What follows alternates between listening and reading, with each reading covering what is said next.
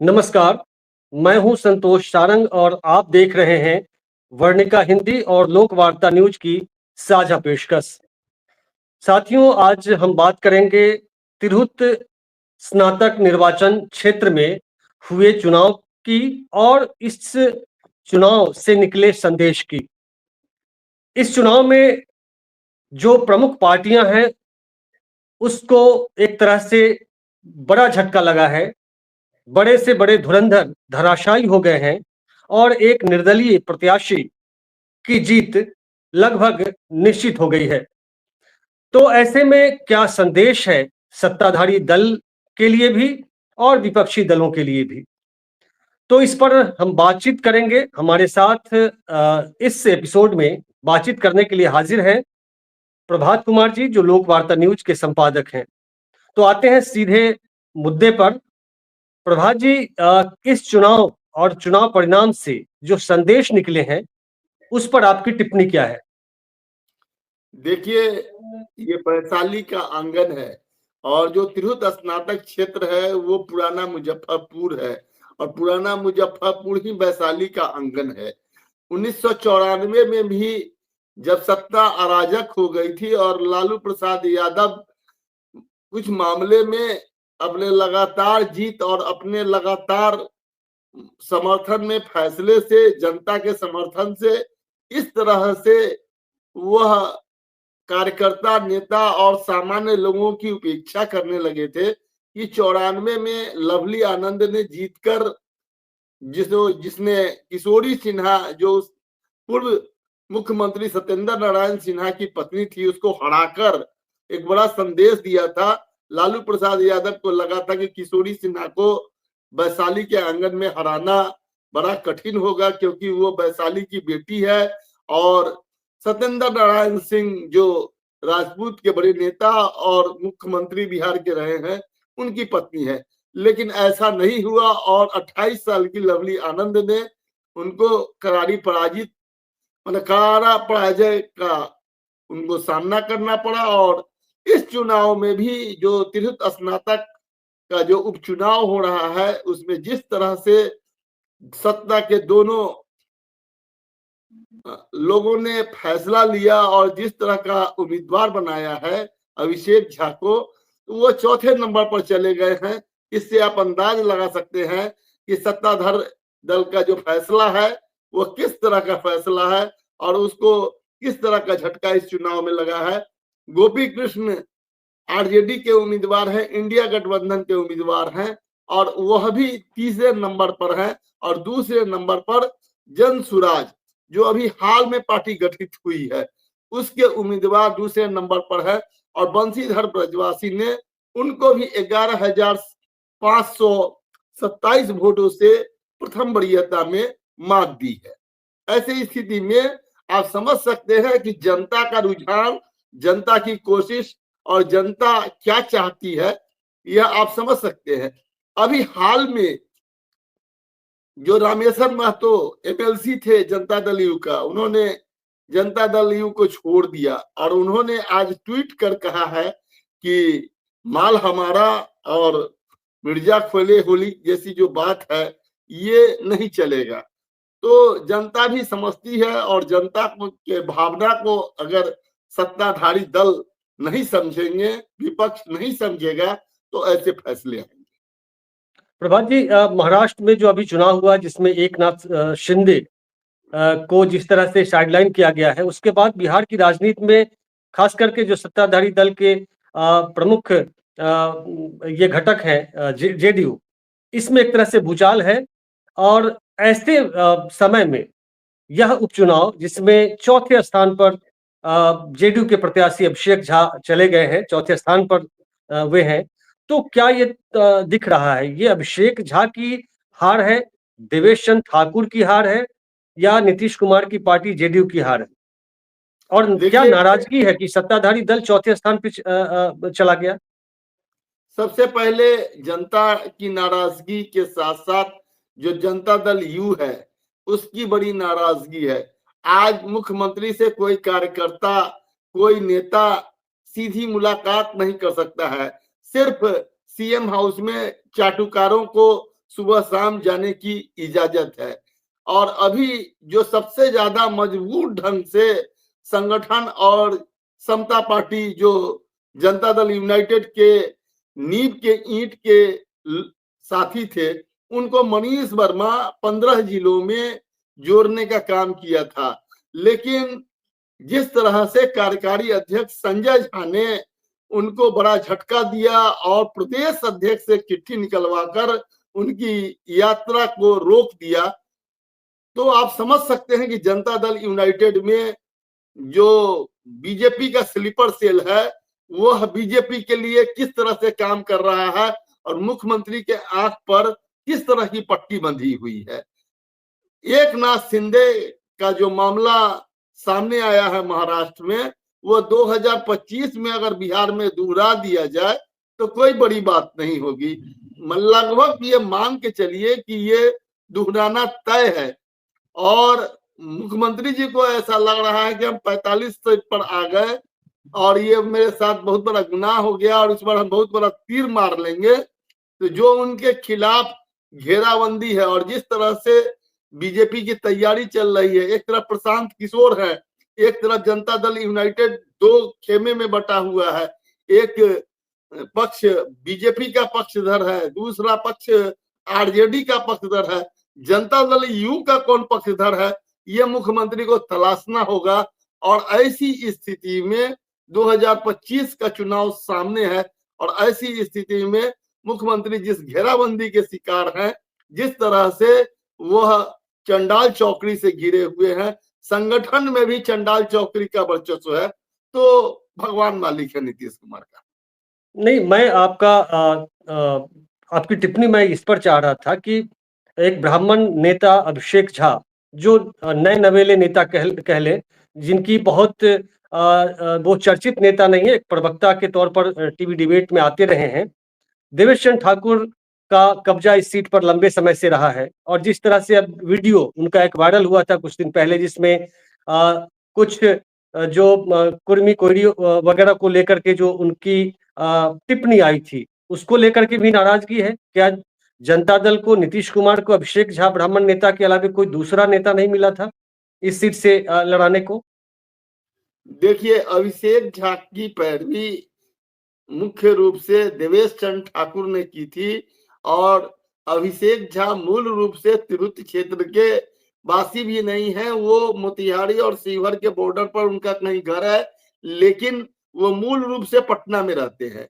और वह बहुत साल ऐसा नहीं हुआ, माने 3-4 साल पहले वह उपेंद्र कुशवाहा की जो पार्टी थी राष्ट्रीय लोक समता, उसके साथ थे और वो जनता दल यूनाइटेड में आए और प्रवक्ता बना दिए गए। अब जहां तक अभिषेक झा की हार का सवाल है, तो ये हार तो जनता दल यूनाइटेड की है।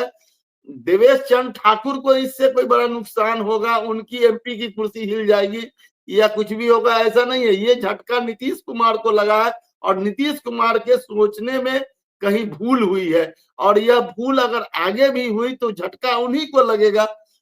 देवेश चंद्र ठाकुर का इससे कुछ बिगड़ना नहीं है, वो तो भाजपा का काम कर रहे हैं। और जिस तरह से उन्होंने मुसलमानों को लेकर, यादव को लेकर, कुशवाहा को लेकर जो टिप्पणी सीतामढ़ी के चुनाव के बाद की थी और लगातार वह उस पर कायम है, और इस चुनाव के बाद भी यही कहा जाएगा कि यह हार पिछड़ी जातियों ने वोट नहीं दिया इसलिए हुई है।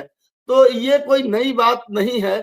और लेकिन जिस तरह से अगरा बनाम पिछड़ा की लड़ाई जनता दल यूनाइटेड के भीतर चल रही है, यह बहुत खतरनाक संकेत है और मुख्यमंत्री जी के लिए यह अलर्ट होने का समय है। बंशीधर ब्रजवासी एक सामान्य पृष्ठभूमि से आते हैं, एक पिछड़े समाज से आते हैं, शिक्षक रहे हैं और शिक्षकों की लड़ाई में उनकी नौकरी तक अभी गई है, वो मुकदमा लड़ रहे हैं। और ऐसे दौर में एक संघर्षशील नौजवान और जमीन से जुड़े हुए नेता की जीत क्या बताती है? बंशीधर ब्रजवासी की जीत जनता की जीत है और बेरोजगारों की आवाज जिस तरह से दबाई गई है, अभी जिस तरह से आंदोलन कुचला गया है, वो नाराजगी भी है और शिक्षकों की एकता की जीत है देखिए 4 टर्म देवेश चंद्र ठाकुर तिरहुत स्नातक निर्वाचन क्षेत्र से एमएलसी रहे, लेकिन उन्होंने स्नातक या शिक्षक वर्ग के लिए कौन सा ऐसा काम किया जिसके कारण शिक्षक उनके साथ हो। वो बड़े नेता थे और उनका बड़ा कारोबार था और उनके पास जो अपना तंत्र और यंत्र था उसके बदौलत वह जीतते थे। जो भी स्थिति हो, लेकिन जो इस बार चुनाव मैदान में जो भी उम्मीदवार थे उसमें शिक्षक और स्नातक की बात करने वाले एकमात्र नेता बंशीधर ब्रजवासी थे, जो अति पिछड़ा समाज से आते हैं और हमारे मरबन के इलाके के हैं। मैं उनको व्यक्तिगत मुजफ्फरपुर के ही रहने वाले। हाँ जी, मुजफ्फरपुर के मरबन के रहने वाले। हाँ, मुजफ्फरपुर के मरवन के रहने वाले हैं और व्यक्तिगत तौर पर हम तब से उनको जानते हैं जब से वो परिवर्तनकारी शिक्षक संघ चलाते थे और उन्होंने एक समय में जो प्राथमिक शिक्षक संघ का बड़ा संगठन महेंद्र शाही का हुआ था उससे वो लोहा लेते थे और वहां से उनका संघर्ष शुरू हुआ था और आज वो एमएलसी होने के दस्तक द्वार पर हैं और उन्होंने ठीक उसी तरह से यह करिश्मा किया है जिस तरह से झारखंड में जयराम महतो टाइगर जयराम महतो ने किया और टाइगर जयराम महतो की तरह उनकी जीत को हम देख सकते हैं और उनका जो संघर्ष है उन जनता ने उनको इसलिए स्वीकार किया है क्योंकि जनता के मन में ये था कि डॉक्टर विनायक गौतम या गोपी कृष्ण या अभिषेक झा हमारी आवाज नहीं बन सकते हैं। स्नातक और शिक्षकों के बीच में यही सवाल था कि हमारा प्रतिनिधि ऐसा हो जो लड़ाकू और हमारी बात को वह विधानसभा में या विधान परिषद तक पहुंचा सके। तो बंशीधर ब्रजवासी उस मामले में सबसे फिट रहे और यह चुनाव के पहले ही लगभग संकेत आने लगा था कि ब्रजवासी से ही सभी उम्मीदवारों की लड़ाई होगी और हमने दोनों लोगों ने इस पर एक चर्चा भी की थी। लेकिन आज जो परिणाम आया है वह परिणाम जनता के सामने है और सत्तारूढ़ दल के साथ साथ विपक्ष को इससे सबक लेना चाहिए कि किसी को खड़ा कर देने से जनता स्वीकार कर लेगी, ऐसा नहीं है। क्या देखते हैं इस बंशीधर ब्रजवासी ने नौकरी नहीं खोई है बल्कि उन्होंने पुलिस की लाठियां भी खाई हैं शिक्षकों के आंदोलन के दौरान। तो ये इसमें पूरे चुनाव में क्या देख रहे हैं? जातीय समीकरण का भी कुछ असर देख रहे हैं? पैसे का खेल भी चला होगा? कुछ एक दो प्रत्याशियों के नाम तो खुलकर सामने आए थे कि पैसे बांट रहे हैं। तो क्या है, जातीय समीकरण और फिर पैसे धनबल का खेल भी चला है क्या इसमें? और वो ये सारे खेल धराशायी हो गए। देखिए, पैसे का खेल चुनाव में कोई नया बात नहीं है। आपको बता दें कि आजादी के बाद मुजफ्फरपुर में एक चुनाव हुआ था जिसमें महामाया प्रसाद भी चुनाव मैदान में थे और महेश बाबू भी चुनाव में। उस जमाने में मांस भात का भोज होता था तो लोगों का उसमें उस समय महामाया बाबू ने नारा दिया था, जो उनके पार्टी के नेता थे वो समाजवादी पृष्ठभूमि से आते थे, तो मांस भात उधर खाना है और वोट जो है तो महामाया बाबू के पक्ष में गिराना है। तो यही हुआ कि मांस भात लोग कहीं खाया और वोट जो है ब्रजवासी के पक्ष में किया। जनता इतनी बेवकूफ अब नहीं रह गई है कि वो पैसे पर बिक जाए। नहीं, जातीय समीकरण का क्या देख रहे हैं आप? जातीय समीकरण तो निश्चित तौर पर है और अब वह जमाना नहीं है कि कोई भी प्रत्याशी, देखिए जितनी भी अग्री जाति के चार पांच बड़े प्रत्याशी थे, दो तीन तो नाम लेने लायक नहीं है, लेकिन अभिषेक झा, विनायक गौतम और राकेश रोशन, ये तीन जो शीर्ष माने अग्री जाति है, ब्राह्मण, भूमिहार और राजपूत, इसके प्रतिनिधि के तौर पर मैदान में थे और वो पिछड़ी जाति का वोट लेने में विफल रहे और पिछड़ी जाति की पूरी गोलबंदी ब्रजवासी के पक्ष में हुई है और उनको शिक्षकों की सहानुभूति भी मिली है। उसमें अग्री जाति के भी शिक्षक उनके साथ थे। मुझे कई लोगों से ऐसी बात हुई थी कि उन्होंने अपने प्रथम वरीयता का वोट अगर उनको नहीं दिया तो द्वितीय वरीयता का वोट दिया है। और ऐसी स्थिति में एक संघर्षशील व्यक्ति की जीत हुई है। जो उन्होंने लाठी खाई थी, जो जेल गई थी, जो प्रशासन और सरकार की प्रताड़ना है, उसके कारण उनको यही इनाम मिला है। अच्छा, दूसरे स्थान पर जन सुराज, नई नवेली पार्टी जन सुराज के डॉक्टर विनायक आए हैं। तो क्या ये एक राजनीतिक जो सत्ताधारी दल है और फिर विपक्षी दल है, जेडी और आरजेडी, दोनों के लिए चिंता का सबब है ये जन सुराज विकल्प बन के उभर रहा है? देखिए जन सुराज जिस तरह से माने जनता अगर इस बार थोड़ा सा भी भावना में बह जाती, अगर उनके सामने अगर बंशीधर ब्रजवासी का विकल्प नहीं होता तो निश्चित तौर पर इस बार जीत डॉक्टर विनायक गौतम की होनी थी। लेकिन विनायक गौतम से बड़ी भूल यह हुई कि उन्होंने पिछड़ों को माने कहीं ना कहीं से उनके महत्व को नहीं समझा और उन्होंने अपने परिवार और अपनी जाति पर ज्यादा भरोसा किया। और प्रशांत किशोर की जो छवि है अभी समाज में और बिहार में, वह एक अग्री जाति के नेता के रूप में है, जिसको अभी पिछड़ी जाति को स्वीकार करने में बहुत समय लगेगा। हल्ला यह था कि मुसलमानों का बड़ा वोट विनायक गौतम को मिला है, लेकिन जो अब चुनाव परिणाम सामने आ रहा है उससे यह साफ हो गया है कि इस तरह की कोई बात नहीं है। जो बंशीधर ब्रजवासी हैं और जो आरजेडी के प्रत्याशी हैं गोपी कृष्ण, उन्होंने अपना परंपरागत वोट प्राप्त किया है। और जनता ने जो पिछड़ी जाति के तमाम मतदाता, अति पिछड़ी जो भी है, दलित है, इन लोगों ने अग्री जाति के तमाम उम्मीदवारों को इनकार कर दिया है। यह सीधा सीधा साफ साफ संकेत है। तो कुल मिलाकर के ये बेरोजगारों की जीत है, शिक्षकों की जीत है और संघर्षशील युवा नेता की जीत है। तो एक तरह से बंशीधर ब्रजवासी राजनीति में एक उगते हुए सूरज की तरह सामने आए हैं। यह तो जनतंत्र क्या की भी जीत है संतोष जी, लोकतंत्र यह की भी जीत? जनतंत्र की बड़ी जीत है, यह वैशाली की जीत है। और सबसे बड़ी बात है कि जनता जिसको चाहेगी वही नेता होगा, वही विजेता होगा। किसी व्यक्ति के चाह लेने से इस जनतंत्र में उसका दाल नहीं गलने वाला है। अच्छा, ये तो ईवीएम से नहीं, बैलेट से चुनाव हुआ है। अगर बैलेट पेपर पर से चुनाव नहीं होता तो क्या ईवीएम का खेल हो भी सकता था क्या? देखिए ईवीएम का खेल तो निश्चित तौर पर होता, और ईवीएम को लेके पूरे देश में जिस तरह से आवाज उठ रही है उसके बारे में तो अब इस तरह की भावना या इस तरह का जो अनुमान है उससे इनकार नहीं किया जा सकता है।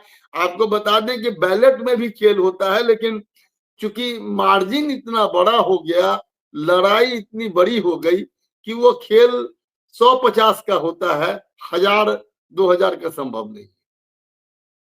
अब बंशीधर ब्रजवासी के कंधे पर एक बड़ी जिम्मेदारी आ गई है, शिक्षकों के हित की लड़ाई को आगे बढ़ाने की, और जो स्नातक बेरोजगार युवा है उनकी लड़ाई। अंत में जो अब तक वोट आया है उसका हम एक खाली संख्या बता देना चाहते हैं जी और उसके बाद इसको जी कंक्लूड कर दीजिएगा।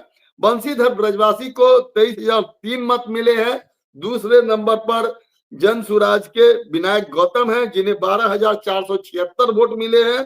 तीसरे नंबर पर आरजेडी और इंडिया गठबंधन के गोपी कृष्ण हैं जो 11,600 मत प्राप्त किए हैं। अभिषेक झा को 10,316 मत प्राप्त हुआ है, वह एनडीए के प्रत्याशी हैं, जदयू के प्रत्याशी हैं। राकेश रोशन उम्मीद के अनुरूप प्रदर्शन नहीं कर सके हैं और वह संजय झा एक निर्दलीय प्रत्याशी हैं, उससे भी मात खा गए। संजय झा को 4,932 और राकेश रोशन को 3,920 वोट मिले हैं। और रहमानी एकमात्र अल्पसंख्यक उम्मीदवार थे, उन्होंने 511 वोट लाया है। निश्चित तौर पर उन्होंने अपनी कहीं ना कहीं से एंट्री दी है और अपनी उपस्थिति दर्ज कराई है। वहीं दो भूमिहार प्रत्याशी इस मैदान में जो बीजेपी के नेता थे, विभात माने अरविंद कुमार विभात जो 299 और मनोज वत्स 422 मत लाए हैं। बाकी लोगों को भी कुछ कुछ मतें मिली है और अभी तक 11,527 मतों का बढ़त बंशीधर ब्रजवासी के पास है, क्योंकि 35,000 वोट जब इनका पूरा हो जाएगा तब इनकी जीत की घोषणा होगी। लेकिन रास्ता अब लगभग बन चुका है और उम्मीद है कि जीत बंशीधर ब्रजवासी को। हम उन्हें अपनी शुभकामना देते हैं और जनतंत्र की जीत पर उनको बधाई देते हैं। जी, और इस जीत में बंशीधर ब्रजवासी के इस पूरे कैंपेन में राष्ट्रीय लोक निर्माण पार्टी का भी समर्थन रहा है। उसके जो अध्यक्ष हैं श्याम कुमार जी ने भी बंशीधर ब्रजवासी को बधाई दी है। उन्होंने फोन करके मुझे कहा कि आप मेरी ओर से बधाई दे दीजिएगा। और पूरी शिक्षक बिरादरी और जो स्नातक जो लोग हैं, जो बेरोजगार हैं और बेरोजगारी को लेकर के जो लड़ाई लड़ रहे हैं, उनकी तरफ से भी बंशीधर ब्रजवासी को बहुत बहुत बधाई। और इससे जो संदेश निकले हैं, इस पर सत्ताधारी दल को, विपक्षी दल को सोचना होगा, क्योंकि सामने 2025 में चुनाव है और चुनाव से पहले जो ये संदेश निकले हैं वो सभी की चिंता को बढ़ा दिया है इस चुनाव परिणाम ने। तो इस एपिसोड में बस इतना ही। मिलते हैं अगले अंक में, तब तक के लिए नमस्कार, शुक्रिया।